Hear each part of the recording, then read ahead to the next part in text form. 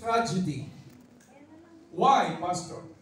Because it came really without any warning, as a tragedy too often does. Because Jairus is a prosperous man in the Bible. And I believe, and he is well regarded in his community. Sikat siya, bantog siya.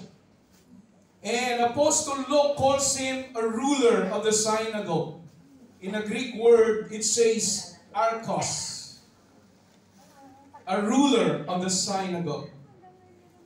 And there is a few verses later in 49 that the Greek term archisonogos, meaning to say the official who was in charge of the arrangement of the synagogue service.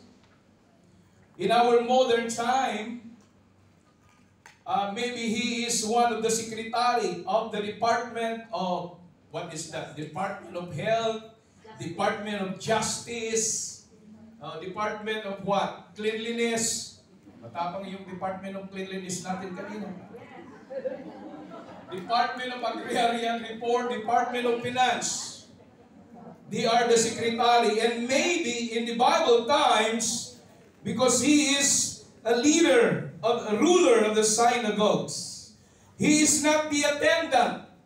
I'm talking about Jairus, meaning to say in a Greek word, hoberetes, who does the actual work, but the synagogue president, the leader, his duties include conducting synagogue worship and selecting those who are to lead the prayer, read the scriptures, and teach in the service. That's what the office of Jairus. Hello. But here we go. There is a grief stricken for Jairus' request that we have read a while ago in verse 40 to 42. But now this highly respected citizen of Capernaum come up to Jesus in the multitude of pushing and shoving individuals. They make a way for him out of respect. Because one of the Jairus wants to meet Jesus along the beach. Amen. When Jesus arrived there. But he is not there to pay his respect to the rabbi. He has been the one responsible for inviting Jesus to participate in the synagogue services, since Jesus had taken up residence in Capernaum. But he doesn't come to greet an old friend. Shall we say amen? Amen.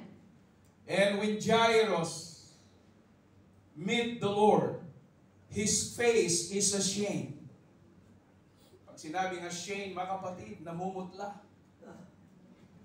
Here, his hands tremble. Just imagine the situation that her daughter is about to die. A long time sick. So maybe Jairus is staying beside her daughter, amen, to take care of her. Maybe she has not a lot of sleep at night because of her daughter. So when he met Jesus, his face ashamed, his hands tremble. And when he finally reaches the Master, he falls upon his knees before Jesus. Look at this scenario. New Life Fellowship. The Greek word in Luke and Mark's account is the word piptu, meaning to say Jairus fall down before the Lord. Jairus threw one himself to the ground as a sign of devotion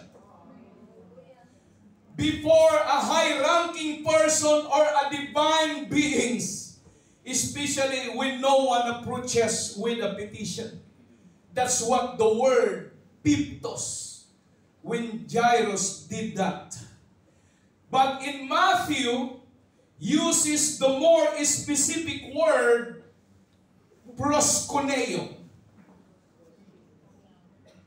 Meaning to say, fall down and worship and do obeisance to, prostrate oneself before, do a reverence to welcome respectfully. She bowed down. I tried to Google this word proskuneo. There is much more deeper meaning, the word proskuneo. Proskuneo meaning to say just like a dog licking to his master. That's the character of the word proskuneo. If you have a dog that a long time that you will not meet him inside your house, and when you arrive, look at the attitude of the dog, how you are welcome. He almost overjumped to you. And there is a tail wiggling like that. Because the dog so much miss you. Yes. Amen. That's what the character of Jairus before the face of Jesus.